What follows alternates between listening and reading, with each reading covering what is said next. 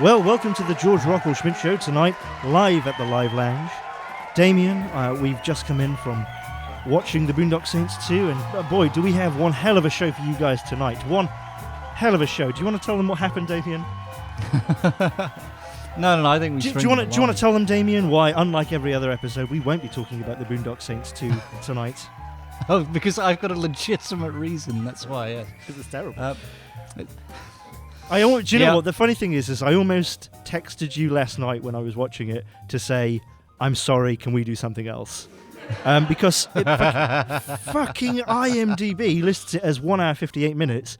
I got some version which was 2 hours and 11 minutes, and there was a moment where I stopped the device I play the videos on, and it came up as 45 minutes, and I thought for a moment that I was in hell watching the film that never ends.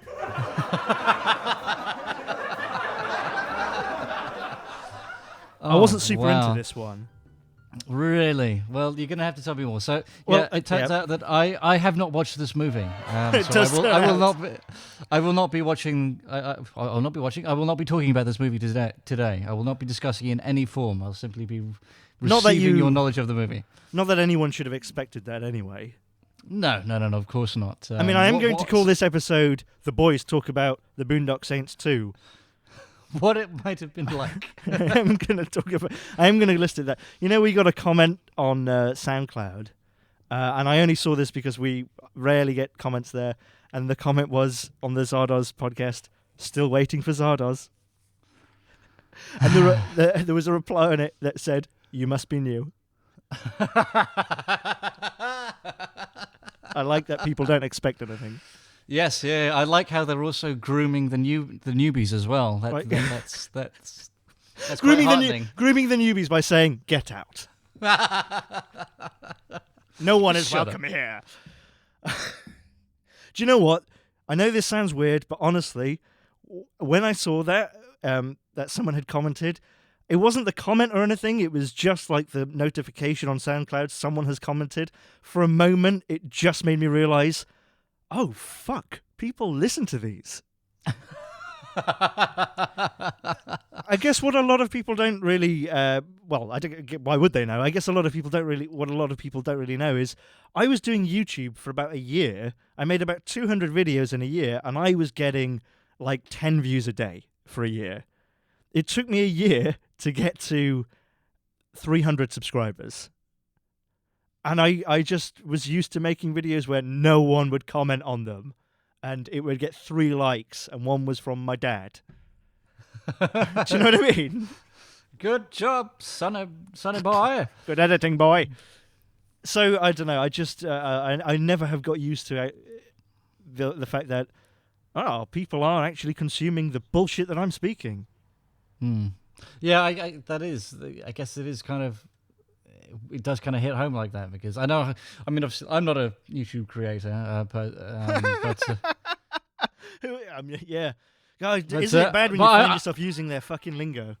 Yes. I felt really unclean. Actually, I feel really unclean all of a sudden, and I'm not fucking surprised. But I know what my viewing habits are with YouTube, and YouTube is something that is like so superfluous, really. It's just something that's on in the background. Are you saying that your life isn't based around YouTube? Is it going to rock people's world if I tell you yes? I just don't believe you. I think all you do is YouTube all the time. I know you're a sad fucking bastard who sits in that cold, dark room all by your fucking self, slave to your fucking computer. Of course that's what you do, Damien. I cannot believe for a second that you do anything else. And if you try to convince me, you're a fucking liar. Yeah, well, I'm out and about London town, earning my fortune, cooking for the rich and famous. That is what I do. That is what I do. I've got the fucking laser now, block boy.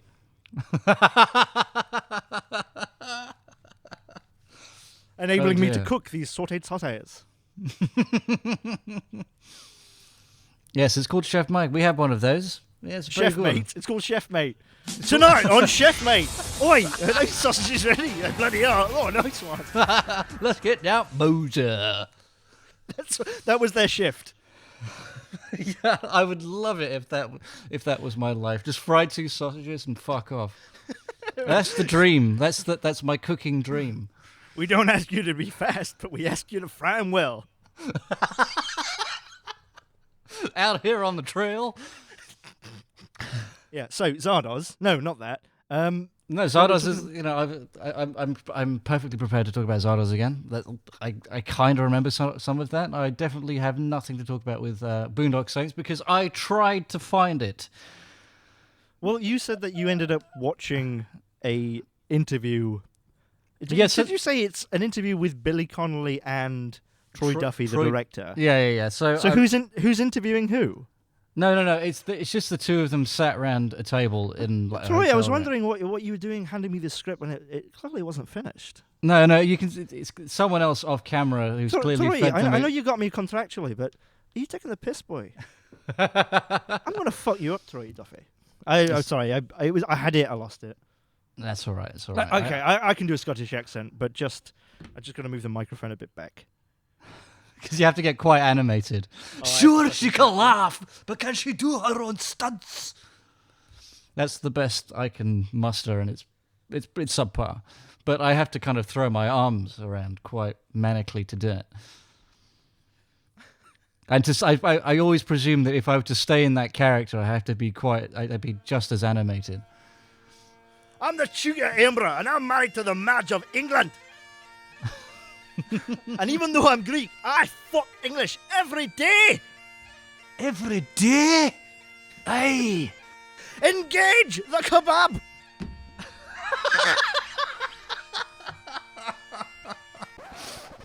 All right, so I actually made notes on the Boondock Saints too, so don't worry.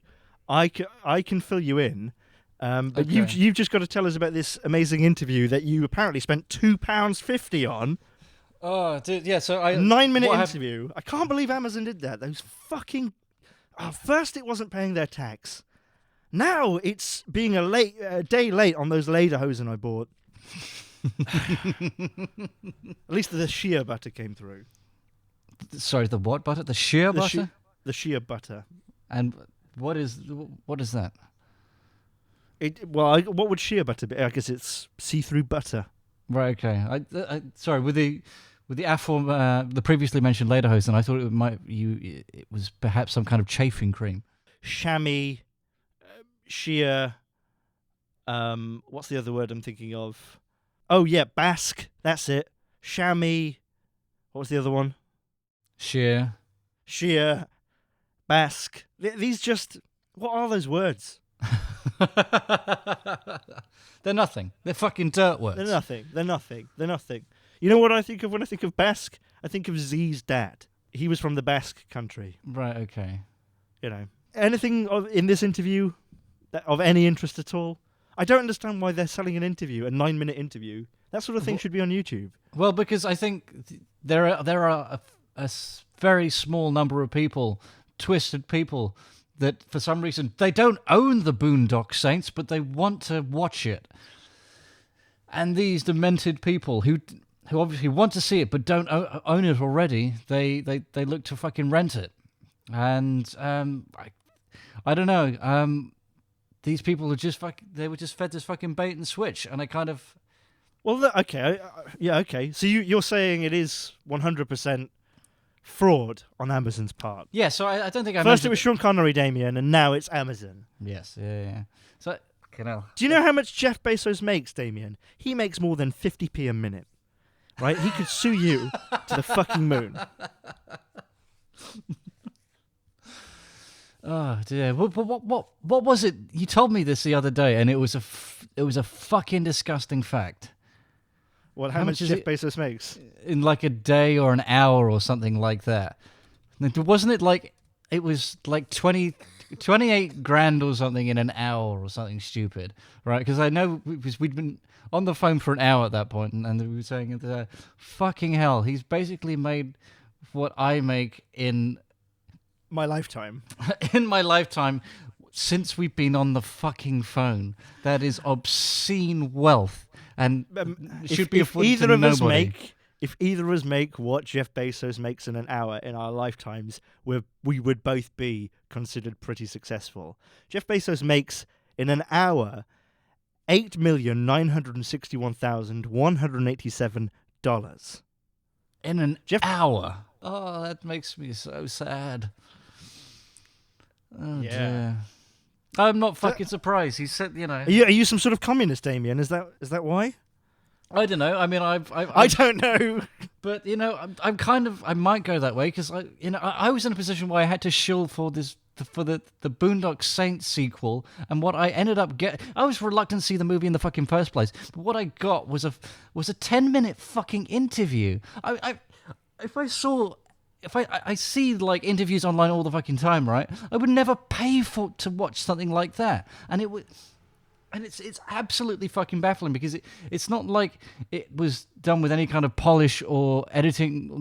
Obviously there's editing, but there was no work with like title screens or anything like that. It was just essentially this candid fucking recording of the one static shot of these two guys in what looked like a hotel room around this fucking shit ass fucking coffee table, and they're just talking about the vibes on set. And it's like, if I was watching an interview with the director and the cast of a movie, I'd expect like trivia or something interesting, something of fucking note. But they were just talking about the feelings, like it was just fun to do, and this, that, and the other, and it was completely fucking vapid. Shelley Duvall, it is an absolute pleasure to meet you, and I always wanted to know what was it like on set to work with Kubrick in The Shining. It was cold. Yeah, it's kind of all right. And tiring. Yeah, the crafts table was good. We got enough time in between takes. He'd always let me finish my sandwich. He was a good man, that Kubrick. Our Stanley. Come on, everybody else. Hang on. No, Shelley's just going to finish her sandwich. All right. It's all right. All right. But when she finishes that sandwich, we're going to fucking haul ass. Oh, no, I see that she's topping up. She's got to top up the tea. All right, that's going to be another 10 minutes, lads. All right, okay. No. Well, going back to Jeff Bezos. Jeff Bezos must be like a space peso. He's so rich. There's a joke there. Work it out for yourself. Because we're not going to make the effort somewhere else. But the average per year is $28,466 in America.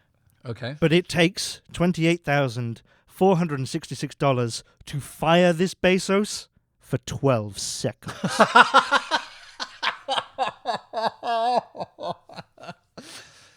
Oh, man. Well done. Well played, sir. Thanks. Yeah. I'm just reeling from that for a little. I'm going to reel from that for a little bit. Put Mum on the phone. Noise. So I did note down my not so much thoughts on Boondock Saints as just a sort of comprehensive summary, as I had a feeling that I would need to do this, if not for you, for the audience, because I know that stuff like the Boondock Saints, they're into sort of more basic films. The Boondock Saints 2, it's actually very clever. Oh, is it? Okay. Pray tell. I think you'd have to be someone who really gets something like Rick and Morty to get Boondock Saints 2. I think it's very clever. Right. Okay. Yeah. It's potentially one of the, if you're putting it in league with one of the smartest shows on television, this must be one of the smartest movies ever made. It's like Frasier had a bastard child with a water cooler from Mensa. It's just quintessentially smart. All right. I see. The Boondock Saints 2. Okay, you'll have to kind of maybe draw a few lines between the dots yourself a little bit, because I just got the main beats, all right? Okay. So you've done some work, but not all of the work. I've done all of the work, all right, but I'm not your daddy. Narration 1. Who's your daddy? You are? What? Oh. You can cut that out. That's fine. No, that's fine. All right, send it to me. All right, I'll keep that.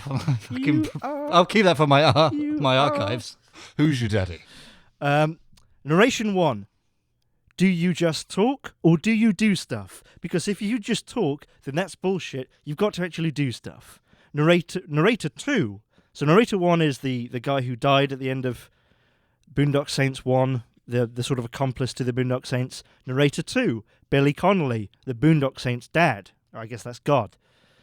My boys want to kill again.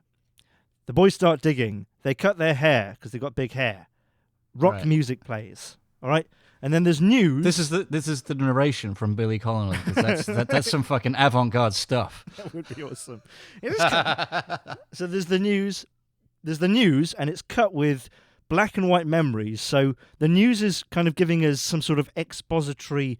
Well, it's not dialogue, an expository monologue. And rather than kind of show us what happened as if it's through the news, it's just a guy talking to the screen as if he's a news anchor. And then we cut to just shots from the last film, but they've been made into black and white. And it's really confusing because for a moment you think, is the news showing me this? In this, anyway. But it's brilliant. Whatever happened, Damien, to Bob Marley, all right? I want you to keep that in mind. We'll call back to this later on in the movie. But okay, if you go on IMDb, you type Bob Marley. He was in the last movie, right? There's two Bob Marleys. There's Bob Marley and then a guy who seems to go by the name Comedian Bob Marley. Okay. Like every time he's referred to anything, he's referred to as Comedian Bob Marley. And I went on his website because I was intrigued. I went on his website, which hasn't been updated since 2013. Except for his calendar, which shows us that he works every Thursdays and Fridays at his local pub. Change your name, dude. If you're going to work in entertainment, change your fucking name. Do you know when people call Bob Marley, they don't say, oh, do you know who I really like? Musician Bob Marley. Well, he's clearly fucking trading on it, right? I mean, like there's a part of me, right? I must have watched the first movie, saw the credits and go, where the fuck was Bob Marley, in a very legitimate fashion, where the fuck was Bob Marley in this? You think by seeing the credits at the end of the first film, that will have got more people in? Well, I mean, part of the Boondock Saints original publicity campaign was with Bob Marley. I swear to God, you could find like a poster for it, and they will have thrown that fucking name up on there. Yeah, I'm sure that will have intrigued people. Well, from what I can tell, he's not an actor really. He's a comedian, and he's billed as the sixth character. So anyway, Bob Marley's in it, so that's awesome. That's good. And then, for many reasons, I wrote down in huge bubble writing: cops don't act like that. Should I dye my hair blonde? Gay, gay, gay. Right, okay, yeah, I've got to explain this. Because there are a lot of notes here. Oh, yeah. So there's a bit where they're trying to get into America because the film starts with them in Ireland for some reason. Because they're Irish, remember? Because they're Irish, yeah. I mean, just like Billy Connolly, Irish, dad. Irish heritage makes you Irish. I mean, is Ireland like that? Is Ireland just like if you're American, you can just come here and live? No, I imagine not. No. Well, I imagine if I imagine if an American of any kind with any kind of heritage went anywhere, just like, well, my parents were from here, so I can just set up shop. Fuck off. So they're on a boat, and they're on a boat. Yes. They're on a boat. They're on a boat. I mean, I actually didn't realise they were on a boat because it's so badly lit. Because you're already fucking trying to. You had your fingers already under your eyelids, tugging on them so hard. They're on a boat, and they're both wearing like white tank tops, like dirty tank tops, and you just wait. Well, we cut to our two protagonists. They're both lying in separate beds next to each other, lying on their backs, furiously fucking masturbating. Cut to ejaculate flying through the air, all over the fucking tank tops, right? They get up. Oh, fucking hell. Hit the fucking bar, right? They're wearing baggy cargo pants, and you're just waiting for the fucking beat to start, right? Right? And they're on this boat, and they're about to get into America, and obviously they're notorious, for being vigilantes. And Norman Reedus says, "Should I dye my hair blonde?" And the other guy says something along the lines of, "Oh, like a Californian surfer, like a faggot from California. Gay, gay, gay," and just starts screaming gay. Maybe we should dye it. What? Well, they always dyeing their hair in the movies, like The Fugitive. It's covert and shit. What colour would you dye it? Lighter, I guess. Do you mean blonde? I fucking say that. Like California surfer That's boy. not what I'm saying. Like gay. I'm fucking warning you. Stay gold, I'm Drowning fucking boy. warning you. Stay gold, Drowning. It was bizarre. It was bizarre. You know, I really want to see. I want to see a snapshot of your little notepad with your huge gay little bubble writing, going, "Cops don't act like this." Okay, I'll take a photo of that. It's a pink book as well, so that will add to the pageantry. Yeah. All right. More questions will be asked. And then they pretend to kill someone. They do a sort of mock execution of the guy who'll become their new sidekick. It's like watching Henry Portrait of a Serial Killer in that you're just waiting for them to kill this guy. Then there's a bit where they decide to assault a gangster hideout, and they talk about how they're going to do it, and they plan it. And as they talk about it, we see visuals, and the visuals are as if we're watching something like Starsky and Hutch. It's very 70s, and it's all Right, like wow, okay. wow, wow, wow, wow, wow, wow, wow. Right? It's got that sort of music in the background. You've got the film grain and everything, but the costumes and the set is exactly the same as it is anyway. So there's all this 70s music, but they're just wearing jeans and a coat. And there's Okay. it's not like they have afros or anything. They just have like a couple of sunglasses. It So would have been shit anyway, but yeah, what? So it's What? really fucking underwhelming. Yeah, that's what I'm getting. It's very underwhelming. And then That's okay, well let me sorry, I'm bored of I this. wanted to ask. Let's just get what? More All right, questions. Questions at the end, all right? Question. All right, Well, questions. we at did the Bob end. Marley Fine, bit. fine. Yeah, right. All right. I'll just going to finish this now. Special agent hanging on the chief's arm like a whore. Spanish uncle bit is cringe. Cringe. I wrote in big letters. Someone shit themselves. The bit where she walks through doesn't work. The Saints spray the cops with water. Russian roulette. George R.R. Martin. And that's it. That's the last thing I wrote. Does that have anything to do with it? Seriously, With anything, or fucking was that Billy just a- Connolly in that hat. Game of Thrones was Right. around in 2009, wasn't it? No? I don't know, maybe not. Maybe the books, maybe not the TV Oh, show. the I'm books not, definitely were, yeah, but not the TV show. No, I think that was a couple of years later. Well, no, maybe the year after. I don't know. Fucking hell. Oh, yeah, 2011. Do you know what day? No. Well, like the actual day? No. Why No, don't I why know would it? anything so specific? Yep. You know I hate that shit. 3 days before Hitler's birthday. and now you say, oh, April 17th. Fortunately, I don't have to paint myself in that corner because I had absolutely no fucking idea. But that's your birthday, isn't it? Oh, well, yeah. Welcome to the next season's arc. Is George Hitler? There'll be a next season.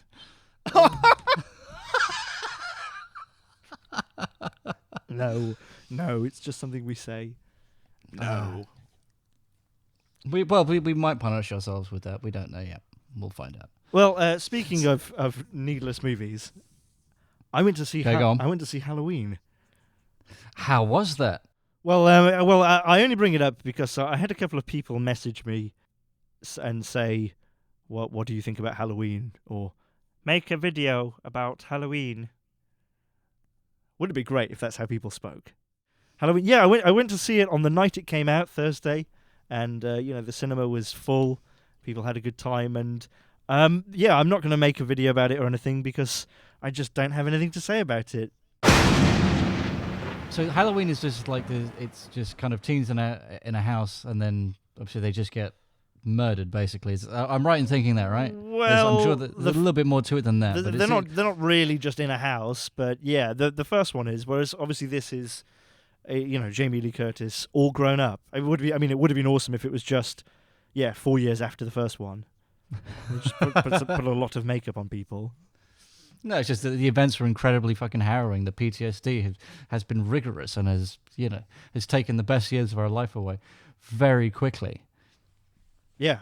Everything else is done very period specific. It's almost masterful, but Jamie Lee Curtis is haggard. And also it's a bit meta, but they do mention a couple of times, because it's only been 6 years, like, and cinema technology has come on a lot. Yeah, so everything looks ultra HD now to what it looked like only 6 years ago. Also, America has changed in appearance greatly in those 6 years. The landmass itself has actually shifted and is starting to. Yes. Now that she's middle-aged, America has really slimmed down and gained control of how she eats her carbs. And would America be a woman? I mean, is Florida a wang or a turd? I was about to jump on the wagon with everybody else. Jump on the wang. Yeah, I think that America, essentially, the embodiment of America in one person, is pretty much Oprah. Does that need explanation, or we'll just let it linger there? I mean, you know, I don't want to step on any toes here, but I don't think Barack Obama should have been the first black president. I think Oprah should have been the first black female president. What else could?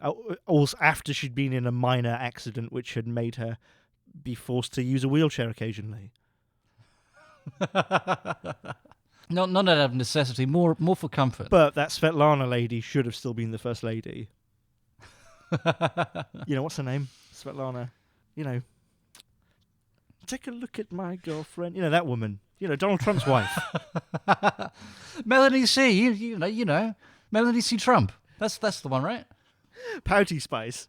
That was Halloween, yeah. Naturally. Yeah. So what could I expect from this latest outing then? Because I haven't even seen the trailers here. Is it a soft reboot or what have we got here? It's not a reboot, but conceptually it is. I mean, all these things are the same thing over and over again, right? Right. I mean, I guess if you want to fucking boil it down, that's all films are.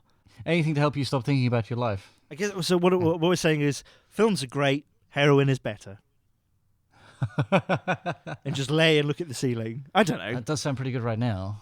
Maybe not the heroin, but. Or just looking at a ceiling. Just laying down and...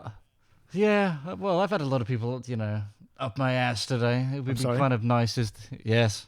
That's exactly what it sounds like. Yeah, okay, well, I'm sorry. Don't be. I was complicit.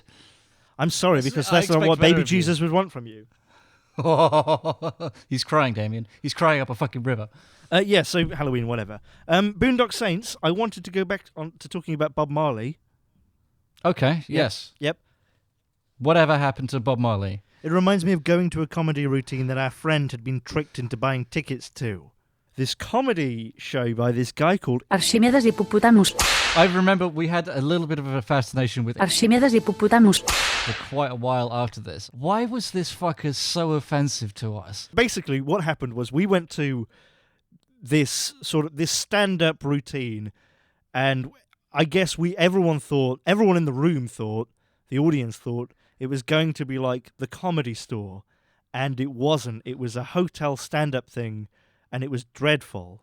And we will talk more about that in a minute, but going back to what you were saying, why did we get into it, was we all kind of thought it was really funny because we were laughing at this dude giving us this terrible routine. Yeah, I'm trying to remember what was terrible about it. I don't know if it was like kind of really derivative material that we kind of had in other places before, or he was just, was it the way he was delivering it? Or... I think the reason we remember him, the reason it wasn't just a shit gig that we went to and it was laughable, was because I got onto his Wikipedia and I changed it to give I gave him glowing reviews from like the Damien Benedict review. Yes, and the Skinner Chronicles said this is one of the best comedy shows ever, and I did it to like take a photo of and send to you, and I noticed that it got changed back straight away. Right. Well, okay. you know, I know I shouldn't have done that, right? And I wouldn't really fuck with Wikipedia now, but anyway, it got me onto him, and occasionally I would check back, and I would go on numerous forums. I would never post or anything, but I would read these forums. There would be occasional entries about the hotel that he was in and people talking about gigs that they'd done there and stuff. And I think throughout the years, there were a couple of occasions where in the sort of stand-up comedian community in London, there were a couple of open letters written by people talking about him. Talking about Archimedes Hippopotamus and the hotel, and it was always always people saying he ran this place, and he was running this thing where he would get people to leaflet central London all day. The people leafleting would do it for free, so they would get 5 minutes on stage. And he'd have 10 people doing this every day. And there were numerous things about sometimes they didn't get any time and things like that, or sometimes they weren't told the true nature of the deal and other things. I don't think we actually saw a gig like that. I think there were only 4 people. But he compared it, but he didn't just compare it. He did a 20-minute set at the beginning and at the end, and then there were like 10-minute sets in between, and they were all terrible. But the thing is, these gigs were sold to tourists for about £20, which is what you would usually spend on an entire night at the Comedy Store, well, or for the ticket. They were sold for £20. They were only 90 minutes. They were doing 3 acts a night, and they were advertising these things on the leaflets as having award-winning comedians, and none of those comedians had ever won any awards. Most of the people had never been on stage before. People were fucking really angry in these open letters I remember reading. No one was getting paid but him, and I don't know, it just made me fascinated about him, and I couldn't find any more fucking information about him for a long time. It all went dark. His shitty website where you could give him money, like way before Patreon was a thing, you could donate money to him for things. His shitty website just turned off. His Wikipedia got deleted. All his fucking appearances on other websites, his headshots on other websites went down, and then he just disappeared. It just fascinates me. What the fuck is that about? I kind of feel like he after fucking around like that, he's obviously been run out of that fucking circuit, right? Yeah, absolutely. I'm sure. I've not looked at this stuff in literally maybe 5 years, but I'm sure if you type Archimedes Hippopotamus. you'll still get some of this stuff. Yeah, well, I punched it in, and one of the first things that came up is the same picture that I remember from all that time ago. So his site's still there. Yeah, it's weird. It's almost like a historical website. Yeah. It's really remedial. But then again, there's like I'm on the homepage and there's nothing there. Just join the fan club. There's no more information. There's like no scroll bar. It's entirely static. Yeah, his last tweet is from 2014. His last fucking Facebook post is from... Sorry, I have to try. I clicked on the fan club page, right? And it has like a counter on it. Total members, last update, the 25th of October 2018. Do you want to guess Hang on, the number? How many? Where is that? I'm on the website. Yeah. If you go, you'll see across the top, you got links, home biography, CV, interviews, reviews, fan club, asking. This is 0. Yeah, of course it is. He was tweeting up until 2014. His last two tweets were about Twitter unfollowing people, but he didn't mean to. Right, okay. And then before that, his third to last tweet, I guess his last piece of content ever. I'm not saying she was fat, but her bucket list was a KFC.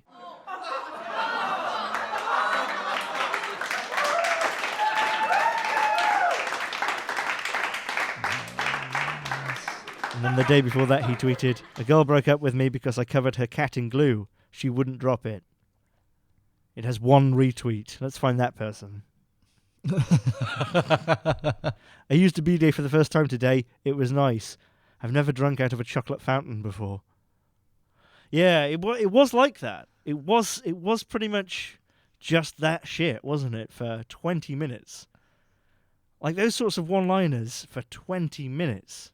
It's you might want to kind of play this one close to chest, but decide if you just want to keep bleeping his name out every time we say it, because I kind of don't want to give this motherfucker the satisfaction. Archimedes Hippopotamus. Name of Reese's football that I kicked down that drain. The drain? Yeah, you know the big what would you call that? The big tunnel thing. You know. Oh yes, yeah. Okay, yeah. No, sorry. I for a second I heard train, but I don't really remember that. But I can see you just like taking his football to the train station across the road from school and just kicking it down the train line, just be like, "Fuck you." Yeah. Do you remember when our friend put a cigarette out on a moving train? Yes, and he seemed to chose the moment that the fucking the assistant head, was like on the bridge crossing the station. Just sorry, can you go straight to the office right now, please? It was the year head and the assistant head. It was like the two worst people who could have caught us. What were they doing out together? Were they looking for the school leopard? Well, I think this is the day that because it was one of those non-uniform days. Yes, and you're right. Keep that thought. I've just got to turn my heater off. Sorry. Okay. Well, choke me until I come, if it isn't time for your horoscope. Aries, March 21st to April 20. This week will be taxing on you and your loved ones. Jupiter is in your house. You changed all the locks, but it managed to squeeze in through an overlooked bathroom window, smashed all the personal belongings that it believes hold the most sentimental value to you, and is now hiding in your walk-in closet waiting for you to return home. Your sister will be delighted to see you, at least until all of this unpleasantness is sorted out. Her couch is soft and comfortable. Rest your head as the celestial bodies collide. You may never admit it in polite company, but you might just find yourself beginning to secretly agree with your mother. Dating a planet, no matter how steady its orbit or beautiful its rings, did turn out to be a bad idea. There was no call for her to use that word though. That octogenarian bitch really is a fucking racist. Sadly, the stars indicate you are determined to live a life of solitude. But then they would say that. They always were more Jupiter's friends than they were yours. Your lucky day this week is August 6th. Your lucky year, 1945. And your lucky number, latitude 34.394722 north by longitude 132.454722 east. Be sure to both duck and cover. Goodbye.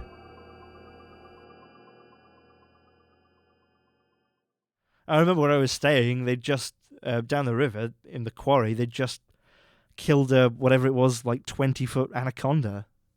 Oh, for fuck's sakes! Yeah, I never like to see anything like that. Jesus. like they caught it in a net. I mean, how would you kill it? I wouldn't go near that fucking thing. No, maybe if you I need could, a gun, right? Like a blunderbuss with something with a scatter shot, because I don't want to go. A mortar. Maybe artillery might be a good idea. Yeah. Some sort of space weapon. If we wait for nimbus clouds and the right sort of atmospheric weather, I can use the block, and you can use the laser. Maybe we team up. Maybe we do. Maybe we take this show on the fucking road. Yeah. Maybe. I mean, to be honest, the block isn't that useful on its own. One definitely needs the other. Yes. Please be my laser.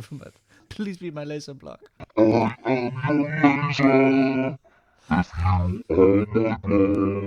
there's the groundwork there. I can work with that.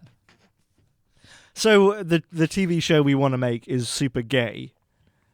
Is it? No. Was it going to be gay?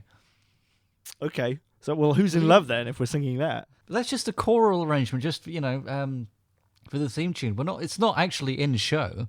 Not during the runtime of the story. Oh, so it's just what they play before we go on live to get us in the mood. There's no backup band or anything else. You've still got all the kind of ambient sound there, but nevertheless, in place of dialogue, it's the same song every day.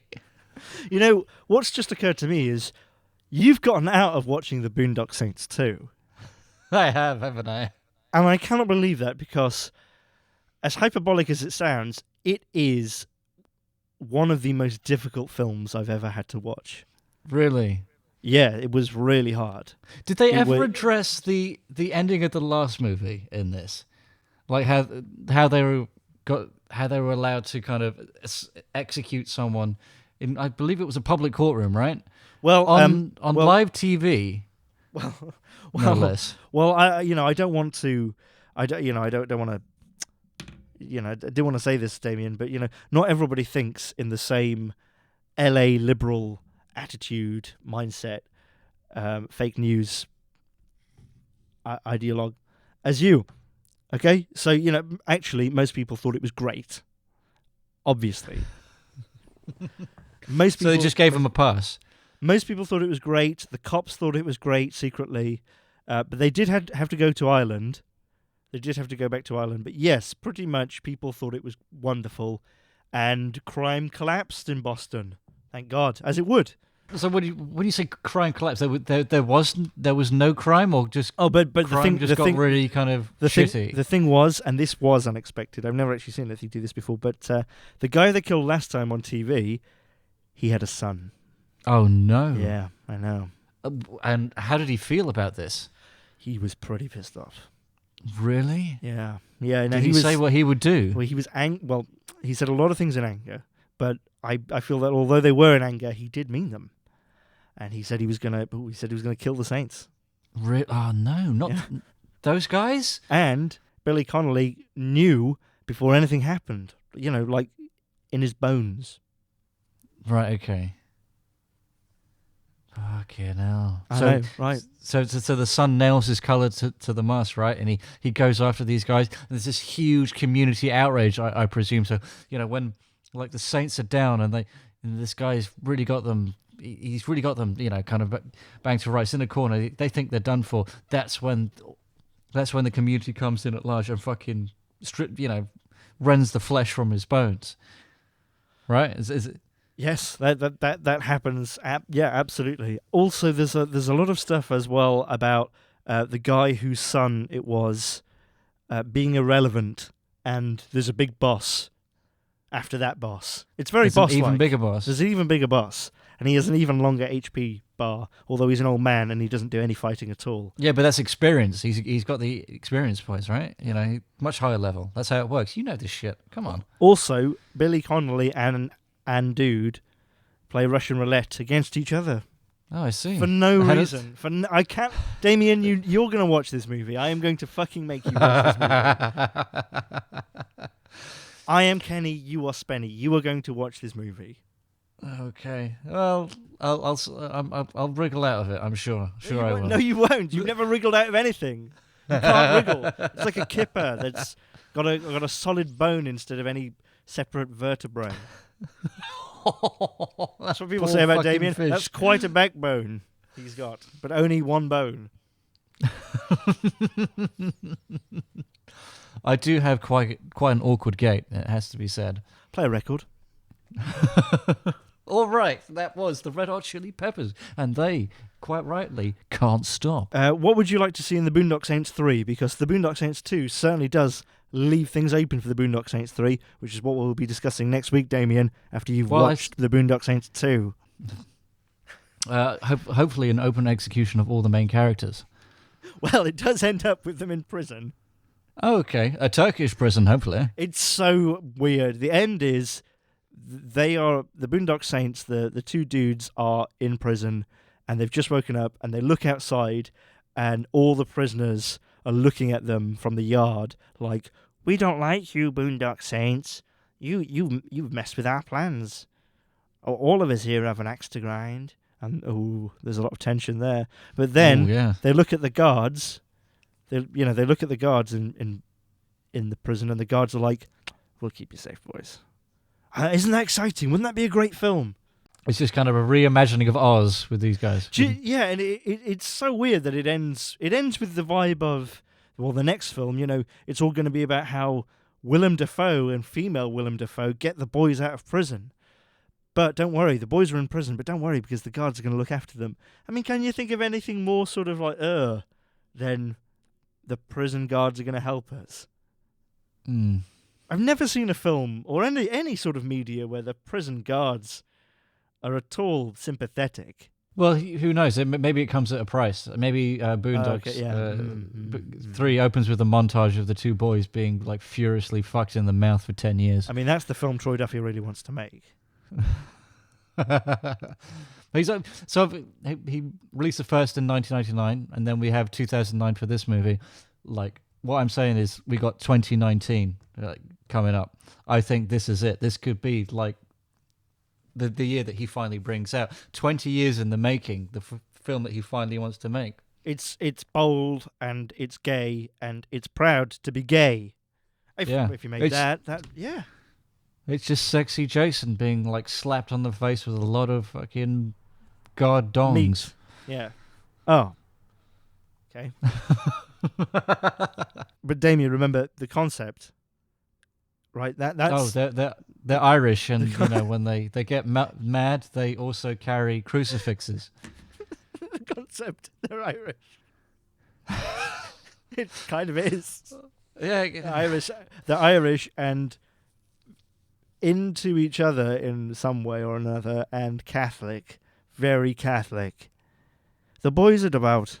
but they're also murderers. The concept, Damien, is they don't want to, but they have to. It's the Lord's work. I kick ass for the Lord. And there's a little speech in the middle of it. They make a speech where they talk about what a real man is, and they say that a real man is somebody who doesn't talk about their feelings because it's nobody else's business. And a real man is somebody who doesn't care what anybody else thinks, and they do what they want. And it's the most whiny, bitchy thing. Hard man doing hard shit, and that gives me a hard on. But not in a gay way or anything. No, of course not. Yeah, it goes without saying. Men do not cry. Men do not pout. Men jack you in the fucking jaw and say, thanks for coming out. I'm so glad that I didn't watch this. I'm so pleased that I just completely fucked it off. I really enjoyed the Boondock Saints 1. I had a lot of fun watching it, and yeah, the Boondock Saints 2 was awful. It was uncomfortable. Not because anything in it was uncomfortable to watch. It was just like watching paint dry. I'm sure that when the time comes and you sit me down, you finally make me fucking atone for my sins and like make me watch this fucking pile of horseshit movie. I'm sure you'll get your satisfaction then. But I don't know. Yeah, I do feel like I very much dodged a bullet here. So thank you. What are you talking about? You're going to watch it? I know that. That's what I'm saying. Yeah, that's when you finally get your fucking satisfaction. Right. Yeah, but I mean, you're going to watch it this week. We're doing Boondock Saints 3 next week. You have to understand Boondock Saints 2 to be able to come to the discussion prepared. So I thought Boon 3 was a hypothetical movie. It's real. That's what we're going to do. We're going to do a hypothetical episode. So we don't actually record it. The Boondock Saints 3 we would like to see, and okay, then the joke is we never do it. Okay, fine. Yeah, that's fine. I'll simply say that I watched it. Oh shit! Maybe I shouldn't. Maybe I shouldn't fucking play my hand so eagerly. There will be a quiz, and the quiz will just be how shit was this movie. No, I'll be able to tell. I'll be able to tell because even though I'm saying all this now, if you watch it. When I talk to you next, you will say, I'll hear the despair I cannot believe how bad it was. I cannot stress how bad it is. Okay. It's got 4.5 stars on Amazon. Yeah, I saw that. On that piece of shit interview that I got, the interviews were either 1 star or 5 star. 1 star were for the people that was like, I like the movie, but I feel conned. Yeah. But the people that loved it were, they were right on board. People were writing reviews not for the interview, which they'd kind of been conned into buying, but for the movie itself, which I thought was quite interesting. Really? So yeah. And obviously when we talked about the first movie, I kept saying that I was, this must be something we can just shit on gleefully because no one in their right mind could possibly like it. I told you were wrong. I didn't. It's not like I didn't believe you at first. I couldn't. It's not like I didn't believe you at first, George. It's just that you're a known liar. Well, a little bit, but I couldn't conceptualize, a fan base for something this fucking stupid. And I got to see it today. If nothing else, I didn't get to see this movie, but I got a glimpse of the people that are really into it, and that was kind of nuts. Do you not get it then? Do you not get why people are into this? Well, no, not at all. I mean, we must have mentioned it when we talked about the first movie, but I understand the appeal of like a B movie or a shit, like a good bad movie and stuff like that. But that it had none of that going on, really. And obviously, you said of the two, you actually enjoyed watching the first movie. So God knows how fucking atrocious this piece of shit is. It's got to be like the Lock Stock thing. It's got to be, people who find it very stylish. It's sort of very cool. It's not totally serious, obviously. It's having a little bit of fun at times. It's that, right? Lock Stock kind of did that better, though. That I kind of got. I do remember Lock playful... Stock kind of watching it and it being like, I don't like it, but I can see that it's fun. Yeah.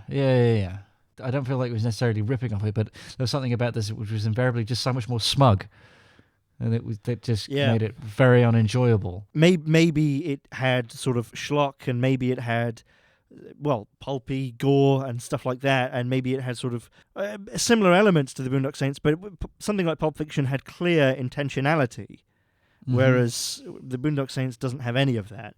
I kind of thought that with Halloween, thinking about it. I thought that, a lot of it wasn't badly done. It just seemed to lack intentionality other than this is what people would want.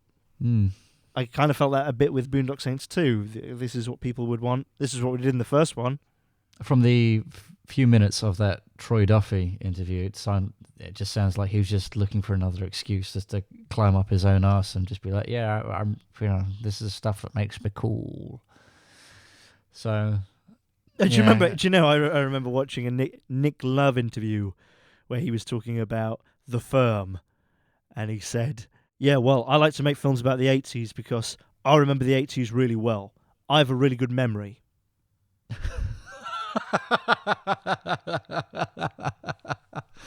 This was on Channel 4 News as well. All right. Well, there's a lot of Americans who send me messages where they say, "I love that podcast you do with yourself."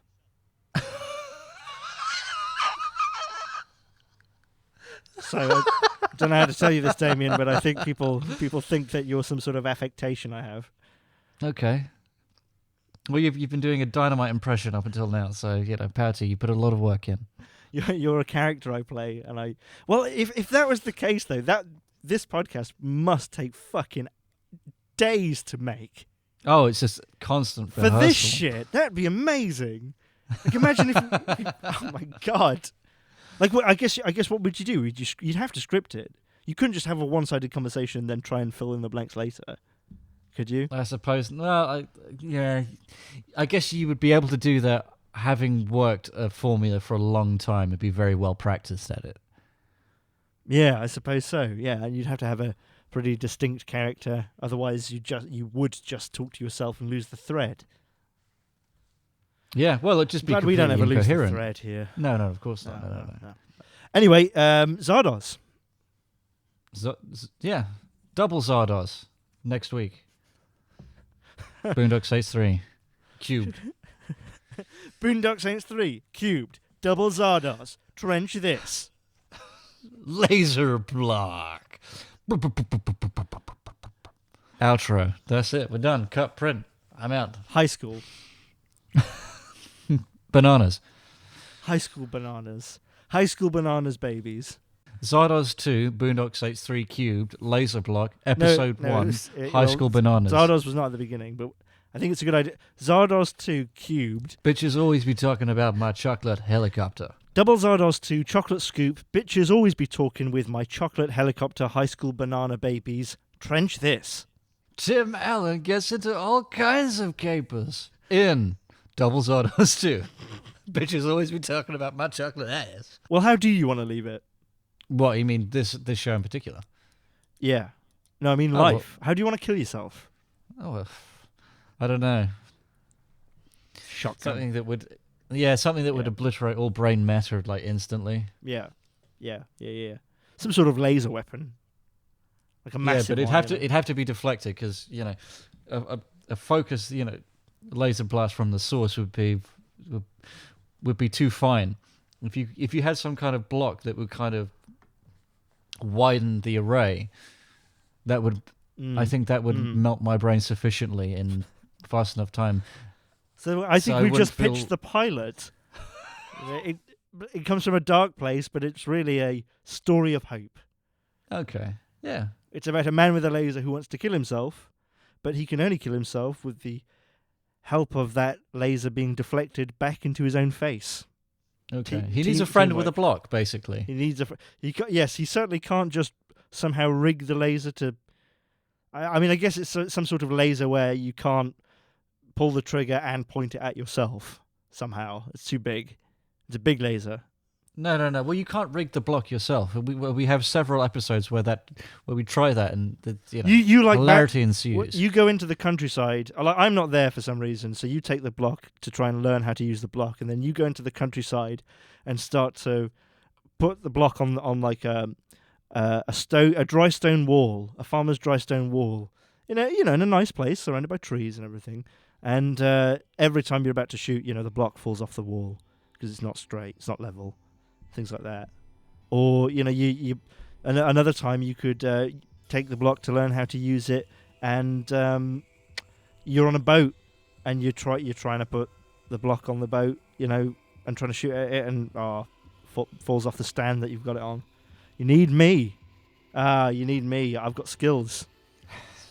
I can stand there perfectly still and hold this block. I mean, not perfectly still. I'll probably be a bit drunk, but still enough. Yeah, but I've got my mitts, so I'm laser proof. It's fine. Yeah, and my foam dome. That's right. Yes, and a fro. That's a recipe for disaster.